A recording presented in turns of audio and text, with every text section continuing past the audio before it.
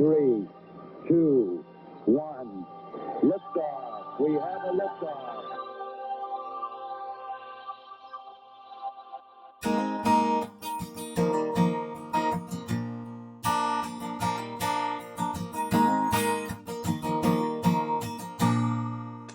Welcome to today's episode of the Idea Mix podcast. Today we're in conversation with Dr. Jennie Byrne, who's an MD and PhD with clinical experience and experience as a C-suite leader and entrepreneur. She's here today because of her work as an executive coach, since we love all things coaching here at Idea Mix. Jennie, welcome to the podcast. Hi, thank you so much for having me.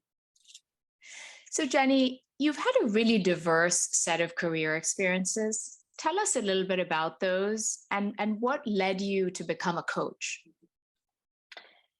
So I think diverse is a good way to describe it. I think the way I would center it is that I've always been really fascinated by brain and behavior.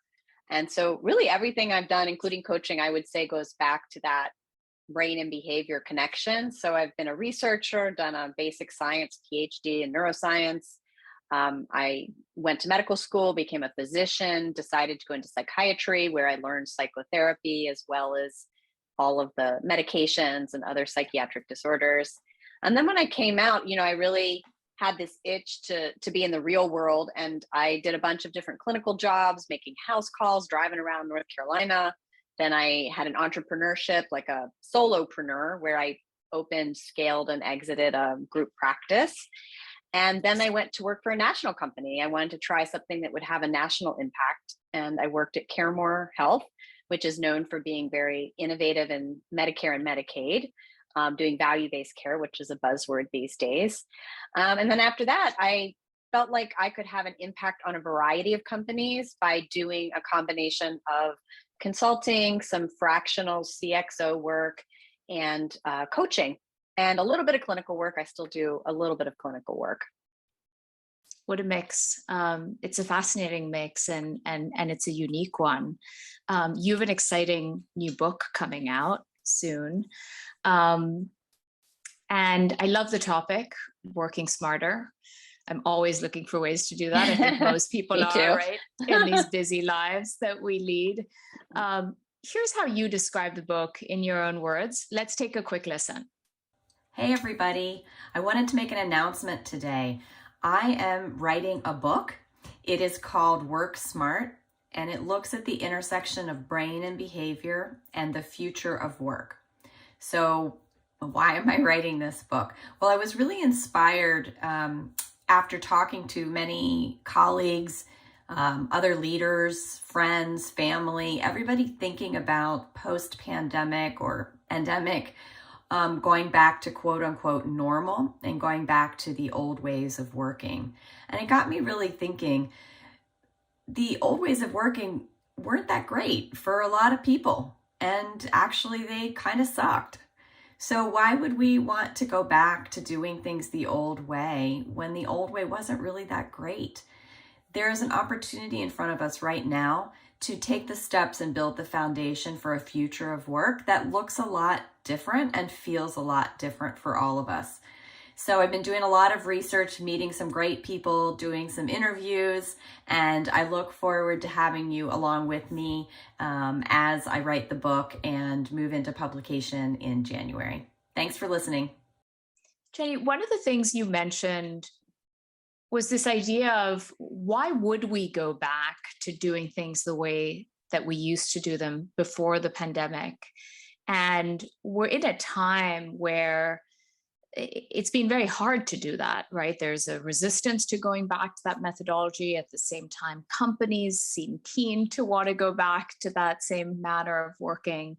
And there's a little bit of a sort of uncomfortable standoff almost between professionals and their companies. Tell us a little bit about your thoughts on this. I think this is fascinating, especially as it kind of keeps changing. I would say every couple months, the sentiments change. And so it's been really interesting to see that this continues to evolve pretty quickly. What I see happening is that when the pandemic hit, there was a challenging of assumptions. And what I talk about in the book is schemas and biases. So we challenged all of our assumptions about work. And lo and behold, people can be productive at home. Some people don't want to go into an office. So there were a lot of assumptions that we challenged. And it wasn't like this was new. It's just the fact that we challenged them for the first time. So we had this opening up of our thinking in a fairly dramatic and rapid fashion. And then what has continued to evolve over time is it's been profoundly uncomfortable to challenge some very deep held convictions that we used to have about, for what most people was work, which was like a 9 to 5, an office, a commute, way that you dressed, a way that you spoke, the corner office. Like, this had become so ingrained for us that it's very uncomfortable to let go of. And what I see right now, I see two things. I see that there's some anxiety that maybe business is not doing as well as it could. Maybe talent is leaving. Maybe, there's like what I would say is actually probably normal business anxieties. But the response to the anxieties is, if we just went back to the way things were, this wouldn't be a problem. So all of the company problems are getting blamed on, oh, well, we're not in the office together. If we would just get back together, everything would be better.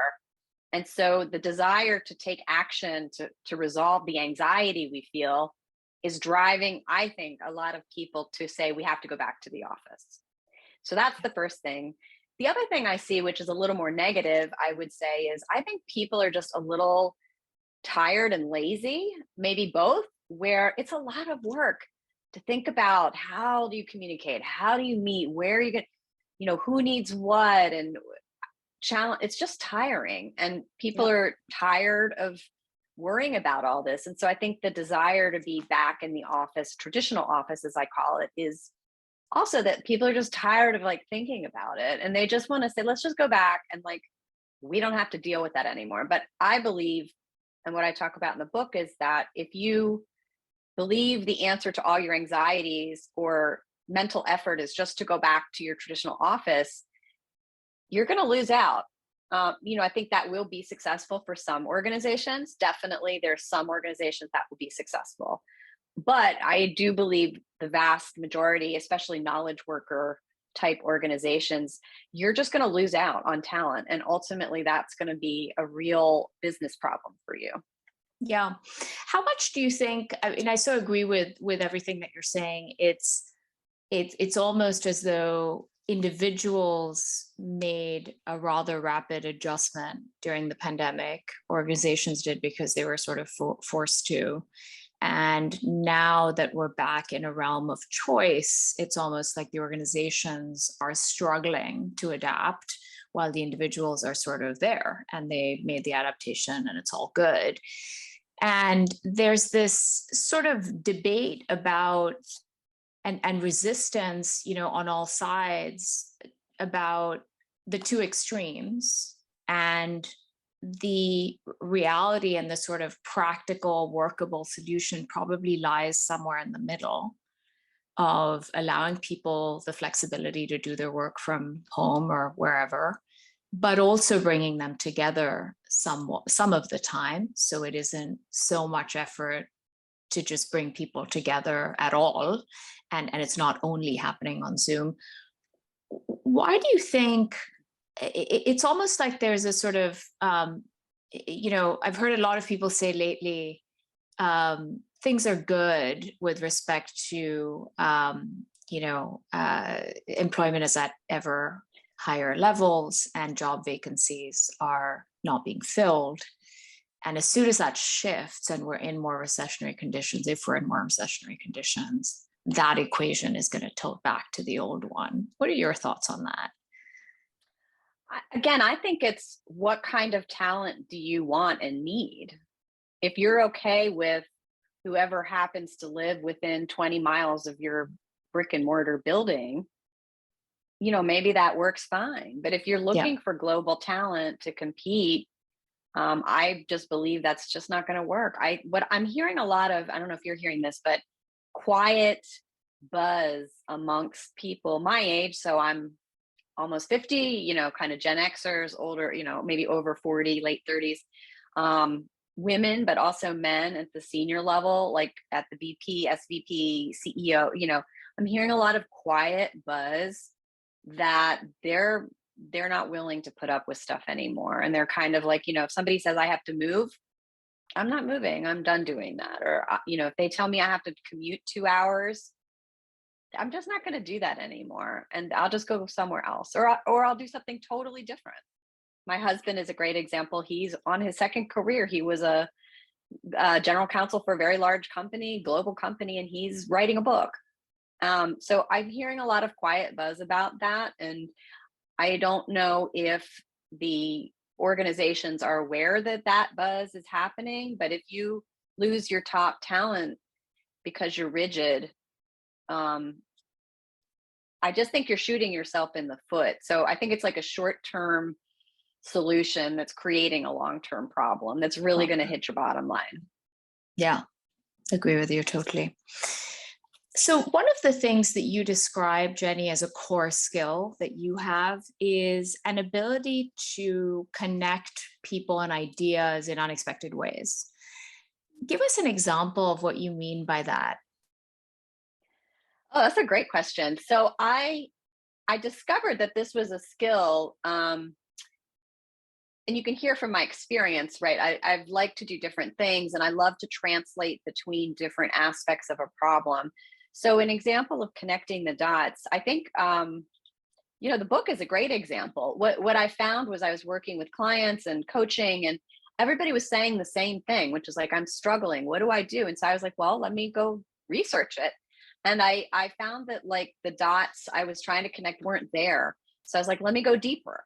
Let me take what I know about brain and behavior and go out there. So I read, neuroscience literature. I read workplace literature, cognitive science, back to, I kind of just like deep dove in all these different directions and then pulled it all together into kind of this idea that this is the lens we can take on work, which might be helpful to us. So I think that was a great example of connecting the dots and willingness to talk to so many people, read so many things, and you don't really know where it's going to lead, but it percolates in your brain and then it kind of starts to come together. And the more conversations you have, for me, it's the people part too. It's not just the academic reading. The more I talk to people who have different perspectives, the more my ideas can kind of gel. And that's where I feel like I can add a new perspective.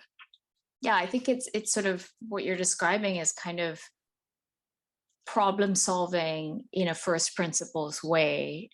Like, what are the realms that we should be looking at to bring together to bear on a particular problem? And then being very iterative, right, in your client work to test a theory or an answer that you feel you might have and sort of rinse and repeat that so it's constantly refining. Yeah, and I love the connection to product design thinking and to like the creative process where one thing I've discovered about myself and I've learned is that creativity is so important, and having my brain operate in creative ways is just so important to connecting the dots. And so I would add that not only is it about doing the research and looking at the perspectives and talking to people, it's not working. It's stepping away from work and the computer and doing other creative things, because that makes your brain connect the dot. When you're sleeping, that's what dreams do, right? You start to connect the dots. But in waking states, when you do creative work, for example, and that doesn't have to be like, art with a capital A, it can be anything. When you do different creative work, your brain allows the connections to form so that you can connect the dots and you come back with fresh perspectives, where if you just sit down and stare at that box all day long, it just doesn't happen. Yeah, totally. So I'm glad you raised creativity, because much of your work and career has been in the healthcare space. It's a complex, regulated ecosystem. Tell us how you've been able to have an impact in this industry through your work. Healthcare is so fascinating because it's so in the dark ages in some ways, and it's so futuristic in other ways, right? And so it's this interesting space, like you mentioned, it's highly regulated, very complex. And what I have felt has brought the most impact is translating between all of the different parties. So as a physician, being able to explain to a CEO, this is what a day in your life of your physician looks like. This is what they're feeling. This is what they need. And by the way, it's not what they tell you they need because they can't articulate it. But People are notoriously bad at self-reporting. Exactly. And then being able to translate between the tech people and maybe the clinical operations people and say, okay, here is your operation and here's where you're experiencing this glitch. By the way, did you know the tech people can actually just flip a switch on that? Or vice versa. Actually, that's a big lift for them. Don't ask them to do that tech change. Do this one instead. So it's kind of like my diversity of experiences lets me translate between all the parties. And when you do that, what you can see is sometimes it's just like a very quick insight, and that speeds up the innovation, or that speeds up the efficiency dramatically.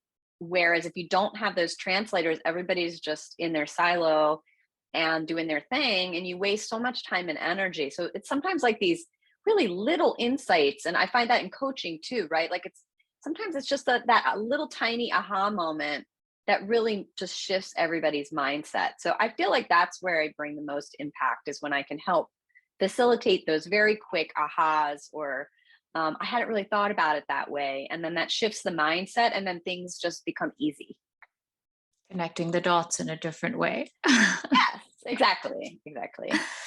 I want to shift gears a little bit now, Jennie, to focus on some of your work and impact as a coach. Here's how you articulated why it's important to prioritize self-care as a leader. Let's have a look.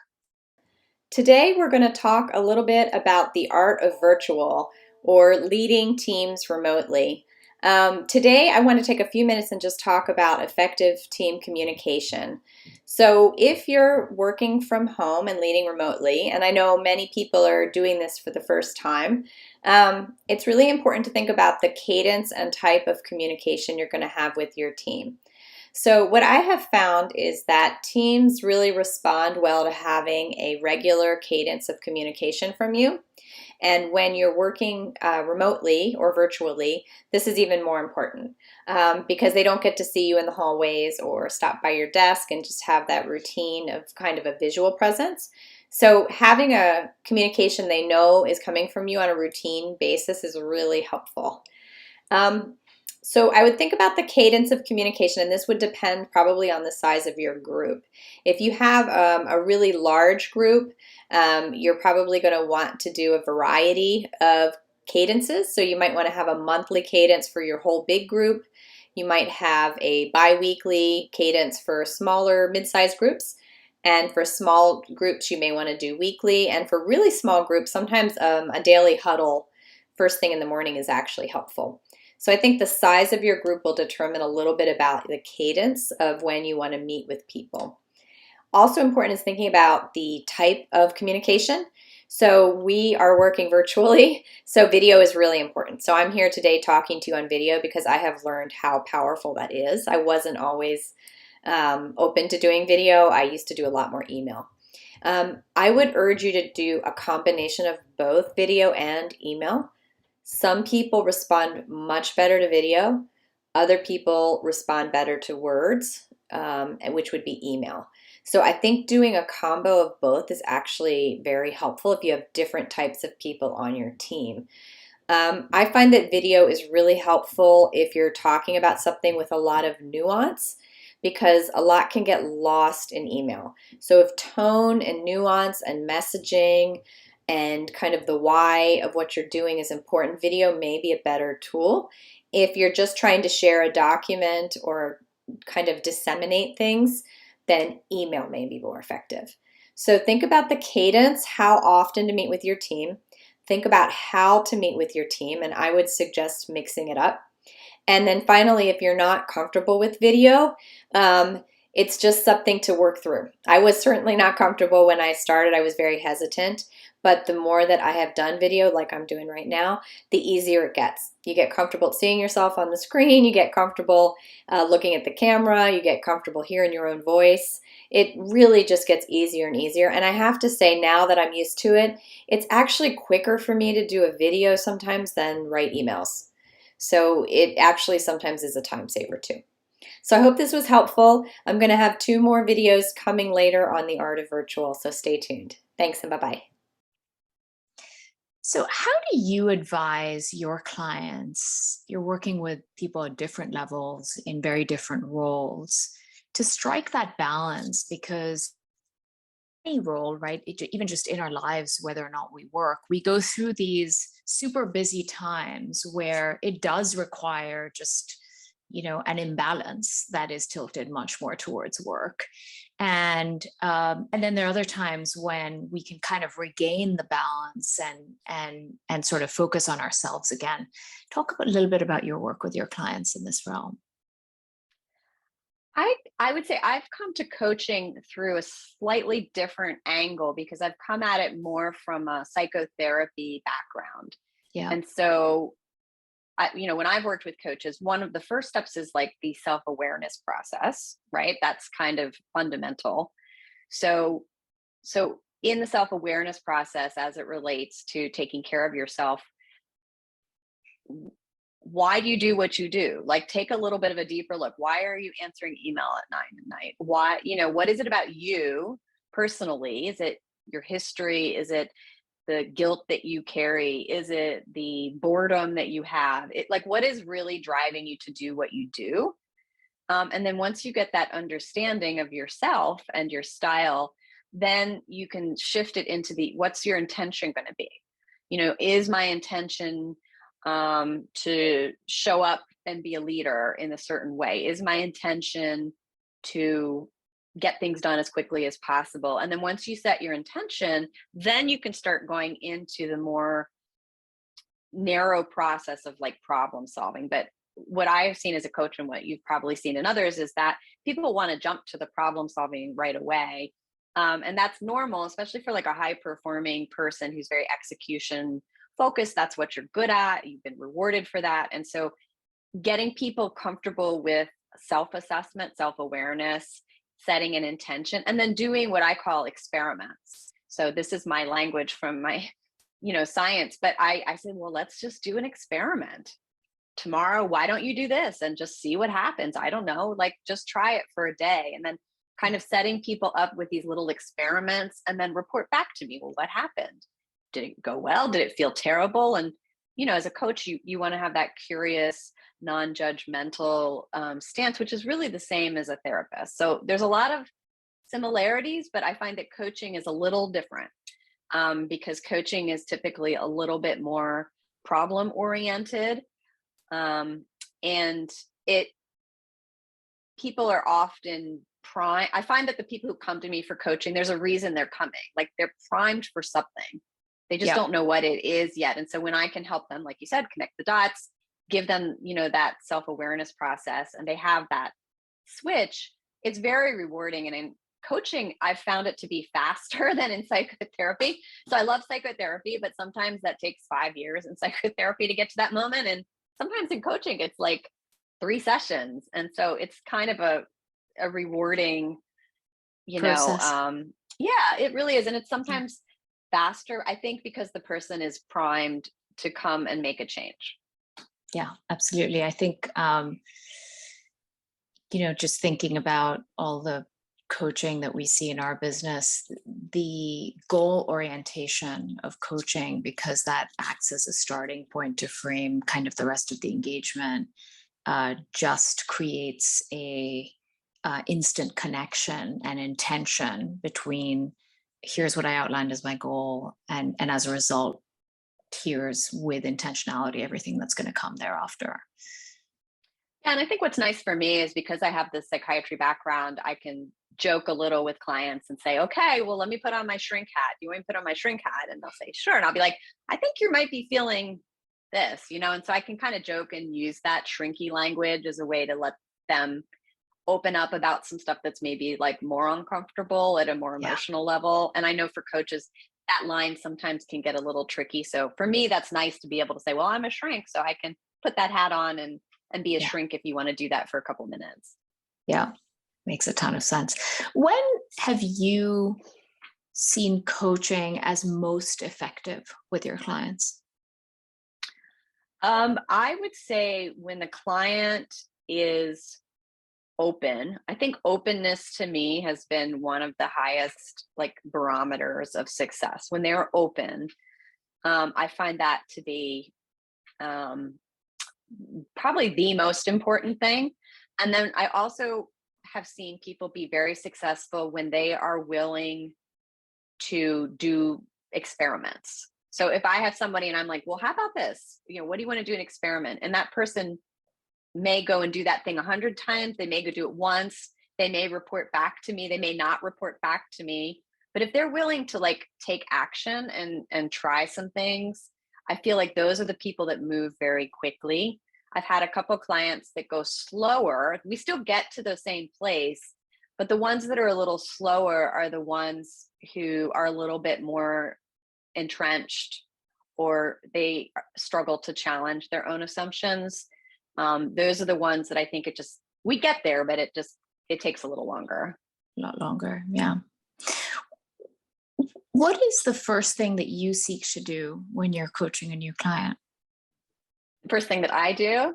Yeah.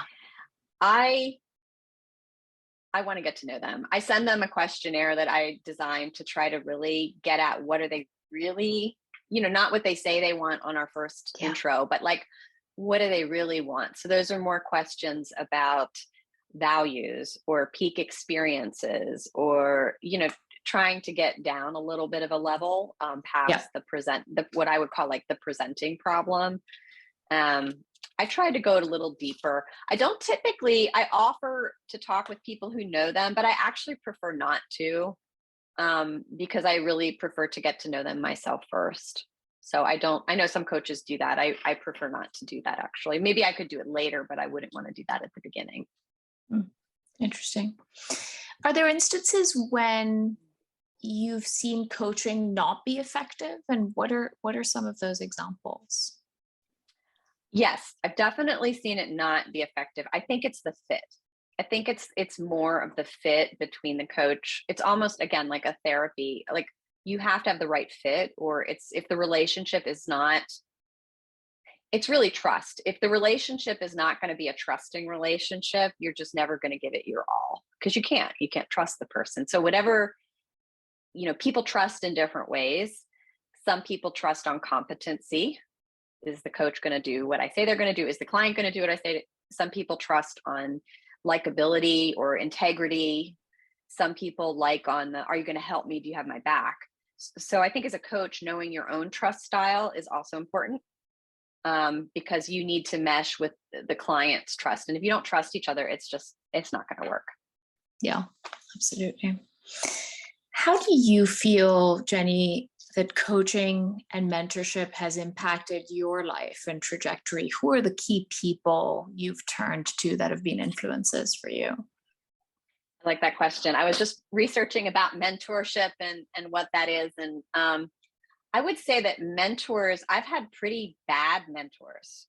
So I've had one good mentor, I would say, when I was pretty early in college. And then I've had a lot of mentors who actually weren't very helpful, and one that was actually kind of destructive. On the other hand, I had a psychotherapist for 4 years. So that's not a coach exactly.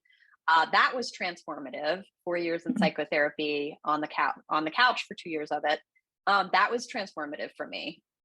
Then having a coach as an executive was another transformative moment. And I think the reason both times was that I had a deep sense of trust with the therapist. I had a deep sense of trust with the coach, which was hard because I had the mentors who kind of burned my trust in the past. So it wasn't easy for me to trust like that.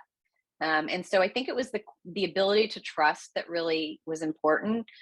And somebody who pushes me. I needed a push. I needed somebody who I could trust and that they could push and say, hey, slow down. Like, do you hear yourself, what you just said? and pause and have those dramatic pauses. I think good coaches are also good at like dramatic pauses. That's something I need to work on. I talk a lot, but my therapist could be quiet. I mean, she could sit there for an hour and not talk. You know, my coach could pause for, you know, a minute, which felt very uncomfortable, right? And sometimes that uncomfortable silence is where magical things happen. And that's a skill I have to continue to practice. Yeah, so true. Actually, that silence is really thought provoking, and maybe out of the discomfort comes some honesty and self awareness of what's actually causing that discomfort. Yeah, so I actually wrote about this in the book too. You know, silence is an underappreciated part of communication. Yeah, 100%. So, as coaches, many coaches have their own coach. You talked a little bit about having worked with a coach as an executive. You've also worked with therapists in the past. Do you have a coach currently? How do you work with that person if you do? I don't, although my other coach, we've kind of, I think, crossed from a coach into a friendship. I don't know how often that happens. I think we've kind of crossed that line. I don't know if she could be my coach anymore because we've kind of crossed, but therapists often have something called peer supervision, right? So therapists, as part of their routine work, will have a group of peers who are also therapists, and it's very important. Doctors are kind of bad at that. Doctors should do that, but we don't typically. So I've found that with the coaches, I have kind of a big network of coaches that I'll sometimes ask one person a question here. And I haven't had to re-engage for a while, but I think if I come up on another transition point, it seems like it's every 3 to 5 years, like there seems to be a moment, and then I would definitely re-engage at that time. And I would pick the person depending on kind of what was the transition that was happening. I would probably select the person based on that transition point. Yeah, the need and sort of the past and the future in a sense, right? Yeah. But I'm so happy to have a wonderful network. I feel like I could call, I'm a member of Chief as well. And in Chief, there's so many coaches and wonderful women. I can feel very trusting that I can reach out to people and they respond, and they're kind and they're helpful and very practical minded. So I feel very happy to have that now. Yeah, that's wonderful. I agree. I think it's a really supportive community of women. What's your advice, Jennie, for people who are curious about and sometimes even skeptical of coaching? You know, we certainly encounter people who hear about it. It's becoming more and more part of the sort of current cultural zeitgeist, but they are not sure how to approach it. I think a couple thoughts on that. There is still a discomfort around anything related to mental health. So I think in so much as coaching may get into mental health questions, they may dig deeper. They may get into your emotional state. They may say, I wonder if you're depressed. I think there's a worry sometimes around the mental health part of it, that people are still fearful of or stigmatized by. And so there's that. And then there's kind of the opposite end where you see a lot of coaches who seem like they're just kind of fly by night, or, you know, they're not serious, or, and so then there's like, well, it's also at the same time feels like maybe it's not serious enough, or they may not have the skills. But again, I think both of those go back to trust. So can you trust the coach will understand your mental health and be sensitive to it enough to say, I think you need help, or this is a normal emotion? And can you trust them enough to be serious and dedicated to what they do and not just be fly by night? So I think it's really like a trust issue. And then there's just asking for help and being ready to accept help. And there's a whole literature about, you know, contemplation, pre-contemplation, and that applies. Sometimes you're just in pre-contemplation. You're not even really consciously thinking about it yet. And so you have to be ready, and the timing has to be, the stars have to align a little bit, I think, for people the first time. I think once you've had a successful coach, the second time around, it's much easier. But that first time, that trust barrier, and like I said, I've been burned many times for people I trusted, and it was hard for me to trust again. And so I can be very empathetic with others who may be struggling with that decision to trust somebody. Yeah, it's there's definitely a once bitten, twice shy tendency we all have. Last question, Jennie, and I have my own theories about this, but I'm curious to hear your views. Why do you think coaching is becoming so much more prominent as a part of whether it's the cultural zeitgeist or the way that companies and individuals are thinking about their professionals, their organizations, their teams? Why do you think it's becoming so much more of an influence of late? I think at the individual level, people are much more open to this idea, like, my career is nonlinear and I will need to learn new things. I will probably switch organizations a couple times.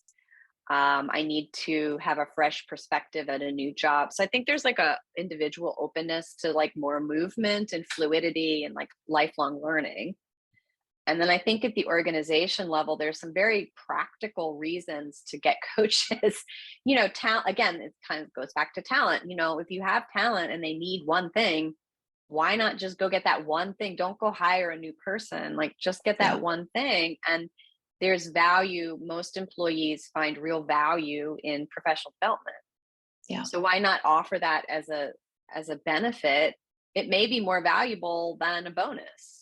That professional development because that's something the person has forever. Yeah. So I think there's value to the company as a benefit that you can offer, and it helps your bottom line because you're not constantly having to rehire and staff, and there's a huge churn on an organization, and it's very disruptive, and some turnover is probably good, but you can make the business case easily for coaching. I believe you can make a very easy business case for coaching. Let's pay this coach X number of dollars and then keep this person in their seat, keep them happy and grow them. And maybe they'll help us do something we didn't expect they could do. So I think both sides of the coin right now are very open to it. Now in the future, if the market changes and there's less movement, and I just don't see that happening. But in theory, I think that could change. Yeah, I think it's also, when you think about the number of transitions, whether within an organization or in the act of changing jobs or in someone's personal life that we all go through, that number of transitions has really amped up. And the idea that we expect everybody to sort of go through those evolutions, transitions, pinch hit to learn a new skill, whatever it may be, without assistance effectively is sort of peculiar. Like everybody needs an assist, and coaching is a power tool to provide that in a very customized way of providing asynchronous learning, basically. Yeah.